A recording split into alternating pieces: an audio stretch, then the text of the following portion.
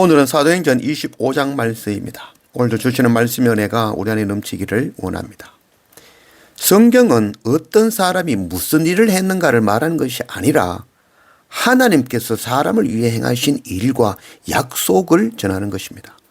성경은 하나님의 성취된 약속과 오늘 우리를 통하여 성취하실 약속을 기록하였습니다. 그럼 우리는 성경에 등장하는 그 사람이 행한 일이 아니라 하나님께서 그 사람을 통해 이루신 일과 그에게 베푸신 은혜와 그가 믿음으로 살아간 그 삶을 배우는 것입니다. 하나님께서 사람에게 명령하시는 것 같지만 행하시고 이루시는 분은 하나님이시죠. 선교는 주님의 지상 명령이죠. 그러나 그 선교를 이루시는 분은 하나님이십니다.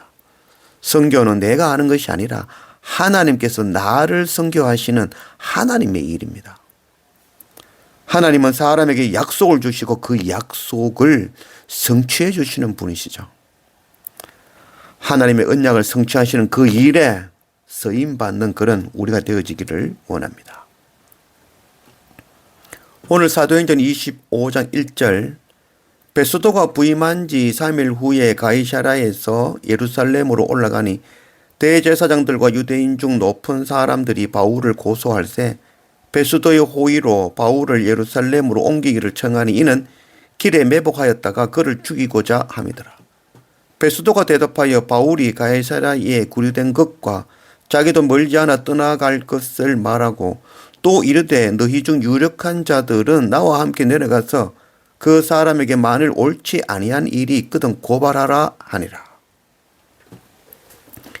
사도 바울이 예루살렘에서 붙잡혀서 가이사라로 이송된 지 지금 2년이나 되었죠. 2년 동안 가택연금이 된 상태이죠. 그런 가운데 이 벨릭스라는 그 총독이 물러나고 베스도라는 신임 총독이 부임한 것이죠. 그래서 이 로마의 역사에 보면 이 벨릭스 총독을 추악한 자다라고 평가하고 있죠. 그래서 이 로마로부터 신임을 잃은 이 벨릭스가 물러나고 새로운 총독이 부임한 것이죠. 이 신임 총독 베스도가 가이사랴에서 예루살렘으로 방문하죠. 그곳에서 대제사장들과 유력한 유대인들을 만나기 위해서 간 것이죠. 그 가운데 이 사두개파 유대 그 지도층들이 바울을 죽이기를 원하는 것이죠. 그래서 이 사도 바울을 예루살렘으로 이송해 달라라고 이야기한 것이죠. 이는 이 유대법으로는 로마 시민을 죽일 수가 없는 거죠. 불가능한 일이죠. 그래서 예루살렘으로 올라오는 그 길에 암살하려는 것이죠. 이 신임 총독 베스도는 적법한 절차로 모든 것을 이루려고 하는 사람인 것 같죠. 이 사도 바울이 2년 동안 옥에 있지만 유대 지도자들, 이 사두개인들, 대제사장들은 계속해서 이 사도 바울을 죽이려고 합니다. 그 죽이려는 이유는 한 가지죠. 사도 바울이 2년 동안 가만히 있지 않았다는 것이죠. 2년 동안 계속해서 복음을 전했다는 것이죠. 제자를 양육하고 편지를 보내고 그래서 그 복음 전하는 일에 열심을 다하고 있다는 것이죠. 사도 바울은 기회를 얻든지 얻지 못하든지 항상 복음 전하는 자였습니다. 우리가 이런 삶을 살기를 원합니다. 6절 베스도가 그들 가운데서 8일 혹은 10일을 지낸 후 가이사랴로 내려가서 이튿날 재판 자리에 앉고 바울을 데려오라 명하니 그가 나오며 예루살렘에서 내려온 유대인들이 둘러서서 여러 가지 중대한 사건으로 고발하되 능히 증거를 대지 못한지라. 바울이 면명하여 이르되 유대인의 율법이나 성전이나 가이사에게나 내가 도무지 죄를 범하지 아니하였노라 하니. 총독 베스도가 다시 이제 가이사랴로 돌아왔죠. 돌아올 때 이 예루살렘에 있는 그 대제사장의 그 지도자들 그리고 또 이 변호사들을 선임하여서 보냈겠죠. 그래서 그곳에서 이 사도 바울을 다시 신문하는 것이죠. 아무리 신문해도 사도 바울의 죄를 찾을 수가 없었던 것이죠. 11절 만일 내가 불의를 행하여 무슨 죽을 죄를 지었으면 죽기를 사양하지 아니할 것이나 만일 이 사람들이 나를 고발하는 것이 다 사실이 아니면 아무도 나를 그들에게 내어줄 수 없나이다. 내가 가이사께 상소하노라 한데 베스도가 배석자들과 상의하고 이르되 네가 가이사에게 상고하였으니 가이사에게 갈 것이니라 하니라. 새로운 총독 이 베스도는 어떻게든지 이 법적인 테두리 안에서 이 일을 해결하기를 원하는 것이죠. 그리고 유대 지도자들 편에 서기를 원하는 그런 모습도 있죠. 그래서 예루살렘에 가서 재판받기를 원하느냐 이 사도 바울에게 물어보죠. 그래서 베스도는 유대 지도자들의 요구에 응하는 게 좋겠죠. 왜냐하면 이 사도 바울은 계속해서 이 힘이 없죠. 그것도 감옥에 있는 상태고 지금 힘을 가지고 있는 제사장이나 그 유대 지도자들 유력한 자들에게 이야기를 들어주는 것, 그 편에 서는 것이 오히려 좋다라고 할 수 있겠죠.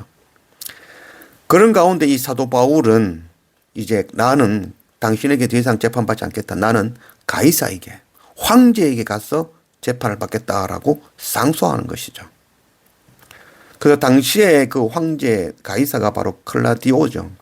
클라디오에게 재판받을 권리가 있는 것이죠. 로마 시민에게는 당연한 권리인 것이죠. 이로써 하나님의 말씀이 이루어지는 것이죠. 사도행전 23장 11절 말씀에 예루살렘에서 나의 일을 정언한 것 같이 로마에서도 정언하여라 하리라. 바로 주님의 말씀이죠. 예루살렘에서 정언한 그 복음의 말씀 동일하게 로마로 가서 가이사에게까지 이 복음을 전하라. 이 말씀을 성취되어지는 것입니다. 18절 원고들이 서서 내가 짐작하던 것 같이 악행의 혐의는 하나도 제시하지 아니하고 오직 자기들의 종교와 또는 예수라 하는 이가 죽은 것을 살아 있다고 바울이 주장하는 그 일에 관한 문제로 고발하는 것뿐이라. 사도 바울은 지금 신문 받는 것이 오히려 즐거운 일이라 하겠습니다. 왜냐하면 그 신문 받는 가운데에 바로 살아계신 예수 그리스도 그 생명의 복음을 전하는 기회가 되는 것이죠. 복음이라는 것은 나는 죄인이라는 것. 그러나 이 죄로 인해서 죽을 수밖에 없는 가운데 예수 그리스도 십자가 보혈의 은혜로 생명을 얻었다는 것. 그리고 예수 그리스도는 부활하셨고 다시 오실 것이라는 것. 이것을 믿는 것이 바로 복음이죠. 이것을 전하는 것이 바로 사도 바울의 사명인 것입니다. 사도 바울은 감옥에 있으나 들판에 있으나 회당이나 이방이나 예루살렘이나 그 어떤 곳에서도 바로 이 복음을 전하는 자인 것입니다. 성경은 사도 바울이 무슨 일을 했는가라는 것을 말씀하려는 것이 아니라 하나님께서 사도 바울을 위해서 행하신 일과 그의 약속을 우리에게 말씀하고 있는 것입니다. 성경은 하나님의 성취된 약속과 오늘 우리를 통하여 성취하실 약속을 말씀하고 있는 것입니다.